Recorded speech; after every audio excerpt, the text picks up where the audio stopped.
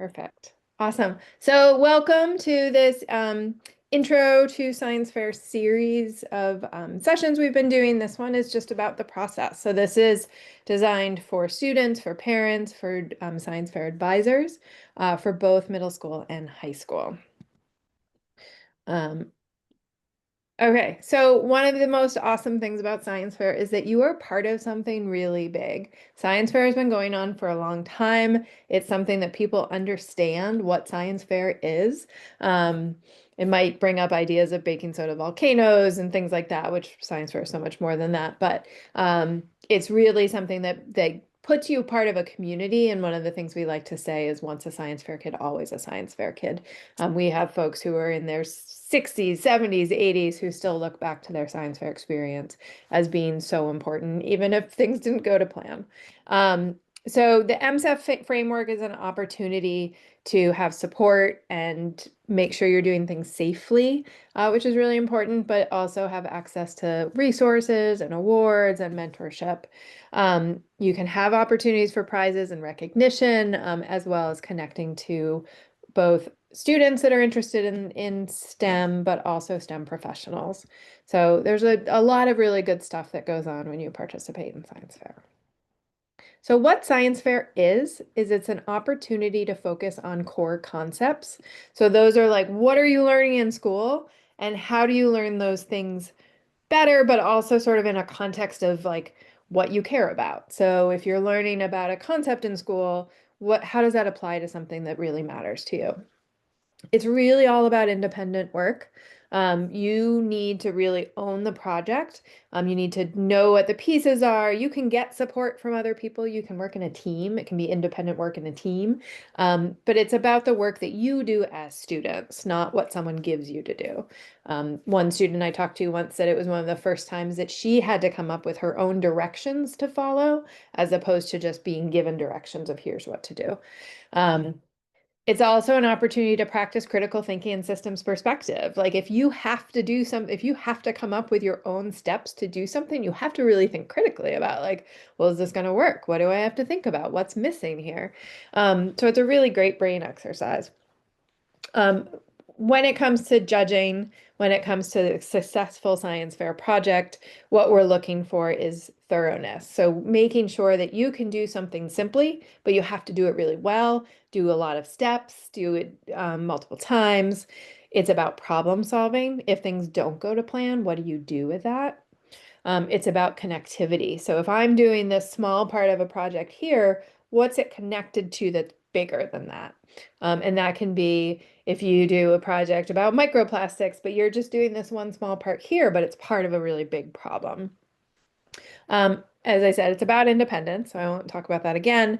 And it's about understanding your topic. Again, like you need to know your topic, you need to be able to explain your topic. And so it's an opportunity to really dive into what you know and then also show off what you know too, which can be really fun. Um, as a student who's participating, you do have the opportunity to win awards and prizes that are either based on overall score, or if there's a topic that you're exploring that we have a special award for, or an idea that you're exploring, there's opportunities there. What science fair isn't is you don't need something that's super complicated or sophisticated. Like, as I said, it could be something where you just do something really deeply and thoroughly, or you show off your knowledge, or you practice a skill that you really want to try that you've never had enough time, or you did it in school and you want to do more of it. It doesn't need to be a trendy topic. It doesn't need to be what everyone else is talking about. It can be something that you just care about. But it also shouldn't be lab tech work. So if you have the opportunity to work in a lab, which is an amazing experience, it shouldn't be something someone's handed to you. Again, it's about what your ideas are and how you would pursue that idea. So in terms of what it looks like at different schools, in some cases it's during the class day, in some cases it's after school, and sometimes it's just completely out of school, and you're supported by the school, but you're doing something independently. Some programs are really large at schools and some programs are really small. Um, Sometimes they have a school level fair and sometimes they don't. Um, and in some cases it's required, in some cases it's optional. So there's a lot of different ways it looks. And so if there's any questions about, does my school participate? How do they participate? How do they fit in there? We can help answer those questions and navigate that. Students are expected to have support and permission from their school. So if there are folks who are on this call who have not connected with your teacher or your school yet, you really have to do that. You need the permission from your school to participate. And that's because you represent your school when you compete, and they need to know what you're doing, and they need to know that you're doing this independently, you're working on that, and that you're doing it safely. So that's why we insist on that piece. So as I said, it's based on the school. The teacher is the one who's providing permission for you to participate. They look at the academic integrity and ethics of your project. So basically, they're looking to make sure that you're following school rules, you're following MSEF rules, and that, again, it's your work. They create accounts and Z fairs. They communicate with the regional fair and the state fair about specifics. We also then have this other category of adult, and that's the adult sponsor. In some cases, in most cases, that's also the teacher. They're in the adult sponsor role, they're looking at the scientific integrity. So making sure you know what you're doing for your project, making sure that you're following scientific ethics, that you're taking care of people, animals, things, materials, you're being safe. That's the role of either the teacher or the adult sponsor in this role. If you don't have support of your school yet, you can reach out to us and we can provide some guidance on that. If you're a homeschool or you're at a virtual school, then you're based on your hometown. That's what determines what region you're in. But it does need to be a state approved homeschool if you're enrolled in another school. In terms of the science fair pathway, we see more than 4,000 students participate across Massachusetts. Middle school for us is 6th to 8th grade, and high school is 9th through 12th grade. There might be school fairs, there might be district fairs, or there's just a group that's small enough at a school that they then promote projects directly to the regional fair. There's 6 regions across the state. We project it's the top 40% typically that then become eligible for the state fair. Yes, Jennifer, you can share your link. For the state fair, the top 40% from the regional fairs, and then teachers do have an opportunity to choose students who also go directly to the state fair. So if there's questions about that, again, we can help you navigate that. In terms of who is involved, projects can be one student, so as an individual project, or you can have a team of 2 or 3 students. So when you have a team project, you have to have one student who's the lead. That doesn't mean they're doing more work than anyone else, but it means that they're named as the lead, and maybe they have a different set of responsibilities. They're the first one to create an account. So that's mostly that piece. That other piece I won't go into.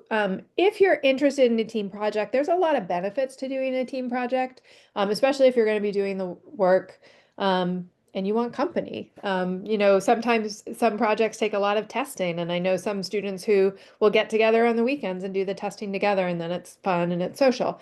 However, make sure you're really clear on expectations and workload from the beginning of the project. So think about what it's going to be like to work as a team on this. Do your schedules align for work? Do you have sports on some days but not on others, but your schedules conflict? Or do you have jobs that will come into that might be a conflict? I also really encourage students to think about what are the skills you can each provide to the process. So when I've talked to some students before, one will be like, I'm really good at doing background research, and he's really good at doing figuring out how to visualize things. So he was in charge of the board. So like think about what are the skills and how do you do that? And then go through some what if scenarios. So when you create your project timeline, think about what would happen if I had to go on vacation or I was sick, and think about those things in advance, so that when it comes down to it, the work doesn't fall mostly to one or fewer students. Okay. So what is a science fair project? So science fair projects can be scientific research. So that's like biology, chemistry, physics. They can be engineering design, and that's also computer science or mathematics. So mathematics is either doing data science, like can you analyze data and come up with using different formulas or looking for trends in data, or it could be theoretical math or like computational math. So math could be a lot of different things. What a science fair project isn't is an informational project like doing literature reviews or something where you're building something from a kit. Those aren't appropriate for competition. In terms of topics, there's so many topics you can do. One suggestion I make both on the scifair.com website or on ISEF website, you can search for abstracts. You could do an abstract search and just see what types of things students have done before. Not to copy what they've done, but to just have ideas of different sparks. There's so many different topics to explore. And sometimes looking at something that's not thought of as science in the lens of a science fair project can be really fun. In terms of multidisciplinary project. So sometimes you might have a project that's in two different areas. One place we see this a lot is with like computational biology projects. Is it biology project or is it computer science? In this case, it would be mathematics. But you think about if you have a project that fits in multiple areas, you think about what judge would you want to be in front of? So do you want to be in front of a science research judge or do you want to be in front of an engineering judge? For high school, it matters because the judges and the rubric are different. For middle school, the judges might be different, but the rubric's the same. If you're not sure, when you register your project, you can always change it later, up to like a month or so before the fair. But really think about what's the work that you're doing. In terms of student materials, there's 5 different components that are part of a science fair project. However, there's overlap between all of them. So when you first start your project, you're going to have your notebook and your note taking. This is like your diary of your work, and it can be messy and it can have your thoughts in it, and you can have things that didn't work out, and that's okay. But this is your place to put your ideas down and your notes when you take data. And it should show that sort of evidence of this is the work that I did. And scientists always enjoy seeing that because that's something they have to do in their job too, is that note taking. The other piece is their research plan. So really thinking through what are the steps of my process. Think about if you were to do any baking or cooking, you need a recipe. So you need your materials, you need your steps so that you can give it to someone else and they can do what you're doing. So we have some resources that you can look at that are helpful in thinking through what does a research plan look like. But those pieces are really essential to your project. The next 3 pieces are the project report, the project display, and the oral presentation. So these are 3 things, but they all contain the same information, just differently. And so when you think about your project report, that's how you write scientifically about your project. You then take those same categories and you figure out how to display the information on a board. So it's not all that text, it's sometimes visuals and it's captions. And then your oral presentation is how do I take all of that and share it in 5 minutes to tell someone what I did and what I learned. So those are all those pieces that come together to create your project. And so again, we have some guides that can help walk you through what's best for those areas. In terms of how do you participate, so we have 6 regions across the state. You are all part of one of these regions. But for the system, we all go through the same system. And so for 6th to 8th grade, all projects go onto MAMS, which stands for MA Massachusetts, MS Middle School, .zfairs.com. And then for 9th through 12th grade, it's mahs.zfairs.com. This year, projects will stay on these sites for all of the fairs. They won't get moved to different sites. So this is the only site you have to log on to for the full year. On this site, there is information on reviewing deadlines, what the rules are. There's new tutorials for how to upload and create accounts and download paperwork and all of those things. So all that information is on those sites. So you're going to prepare your project, figure out what's in the rules, and then the next step is submitting your project for approval. So we want to make sure again that you're being safe, that you have the information you need, and that you fit within the rules. So you submit your project for review, and then sometimes you have to wait a couple weeks to get that review back, and then you do the work of your project. So MSEF can also provide opportunities for feedback. We can answer questions if things aren't going to plan, but this is where it's so important that you pick a topic and you pick, if you're working on a team, that you pick people that you want to work with. This is where you're doing that work and things don't always go to plan. But that's where the stories come from. And then the final step is that fair prep. So as I said, there's fairs throughout all 6 of the regions as well as the state fair. And so you look at what is needed for any additional paperwork or requirements, and you prep your materials. In terms of the schedule, the high school regional fairs are all in early March. And then the high school state fair is April 9th, which is a Thursday at the DCU Center in Worcester.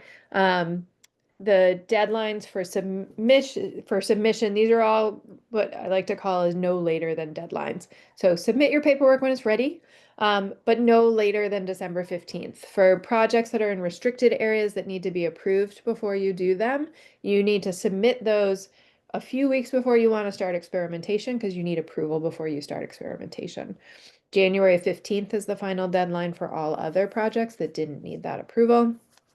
For the middle school regional fairs, they start in early March and go until actually mid-April. And then the middle school state fair is May 9th. And that's at Clark University in Worcester too. So we are all in Worcester this year with these fairs.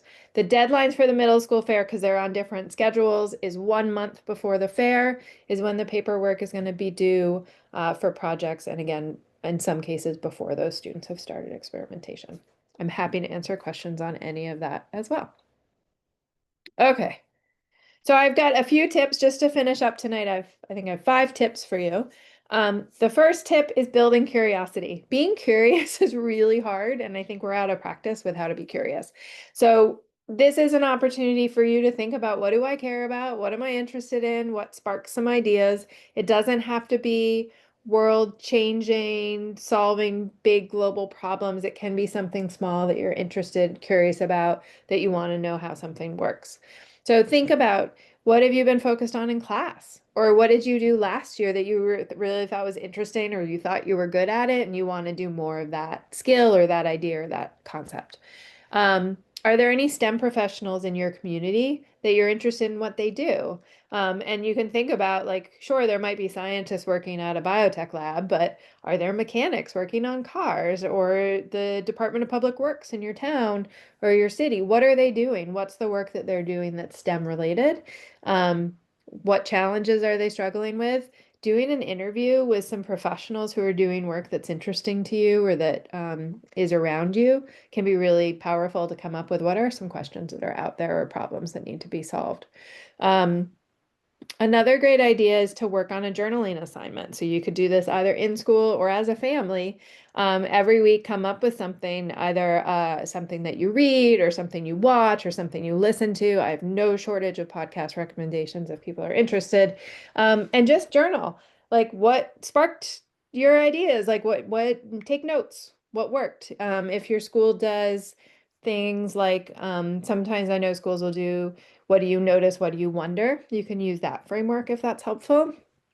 And then again, just make it a daily, weekly habit at home or with your friends to say, hey, there's a science fair project in that.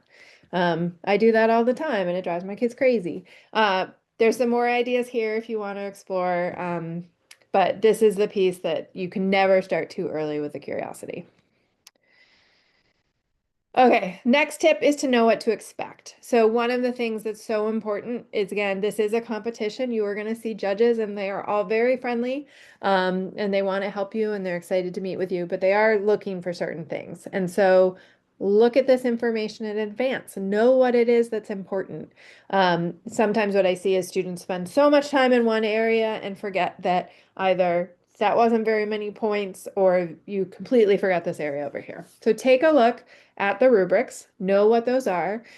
This list right here, and again, I will send these out afterwards, but click this link here and there's sort of a student-friendly judging worksheet that you can use to plan your work. Tip 3, how to use outside help. So student independence, I talked about that earlier on. Student independence is so important. It's one of the few things that's 10 points on each rubric, both the middle school and the high school. Um, Adults are there to support and guide you. So either your parents, your mentors, your teachers, they're there to support and guide you. But all of the work needs to come from you and be coordinated with your teacher. So for adults, your primary role is to support, make sure students are safe and have the resources they need.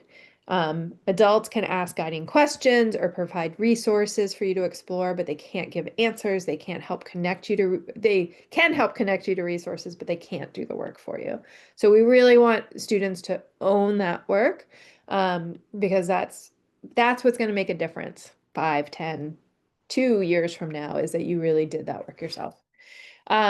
In terms of virtual assistants, so using AI, using other guides, there's a ton of experiments on different websites, and you can search them and find out what's out there, but that defeats the purpose of science fair. I would say if you're looking at an experiment online, look at it in terms of how it's written, how they structure it, and have that influence your own research plan, but you shouldn't be copying and using that piece. Um, what you can do, what I would suggest is, there are tools out there like Google Scholar where you can put some keywords in for projects you might want to explore, and it's going to give you research that scientists have done around those topics. And that might spark ideas, but obviously you're not going to copy something that researchers did over a 10-year period, but it might give you some ideas. Um, so you also, yeah, you want to make sure you're not using pre-designed experiments. One thing that's really important, and for any adults on the call too, it's okay when projects don't work out. So you as an adult or you as a student might need to fail. Your adults might need to let you fail, and that's okay as long as it's safe, because it's really critical to your experience, that you work through that. And judges love when you're able to be resilient and you work through that. And we've got many stories of when that's worked really well for students. Um, okay.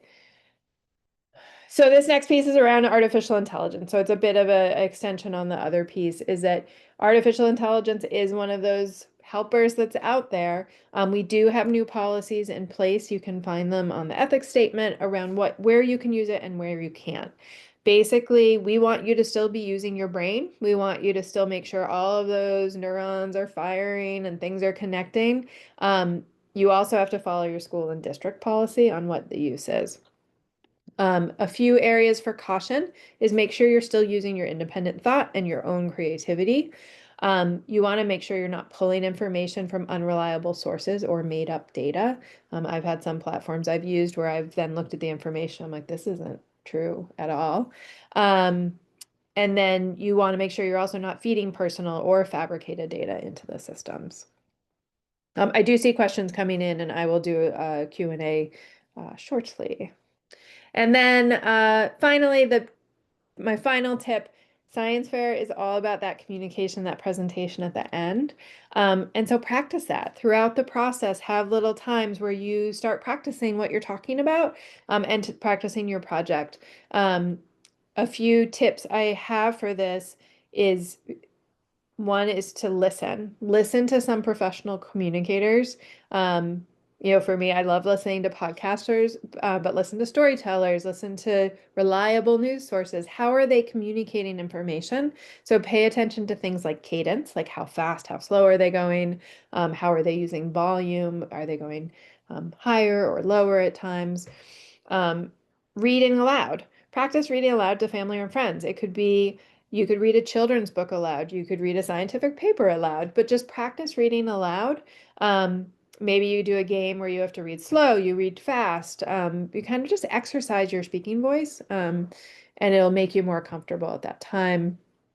Um, and then practice talking about your project. As I said, you want to make sure that you're really familiar with your project so that you can talk and you can sort of see what the person who's listening, how they're responding to you, and you can sort of change if you need to. So be really familiar, and that's going to make you more confident. We have a lot of resources online. So while you only need to use the ZFair site for your paperwork, we do have resources at scifair.com. There's different videos and podcasts and project component exemplars and a lot of other things. So take a look at what's there. There is a resources page. For teachers, there's a toolkit that you can find that has information that's been reorganized. Reach out if you have questions. Please do look at the information available. You can always search in the manual for either middle school or high school to find certain words if you know that you're doing a project in a certain thing. Finally, we've been doing a series this fall on intro to different projects. And so we've already had a few of these, but you can find all of the videos for the 3 that we've already had. And you can still sign up for the final 2 that are scheduled at this link tree. So it's link tree and then underscore MSEF underscore. So you can find the recordings and the registration there. So we'd love to see you at those sessions. So that is it for the presentation. I am gonna stop recording and then I'll take some questions.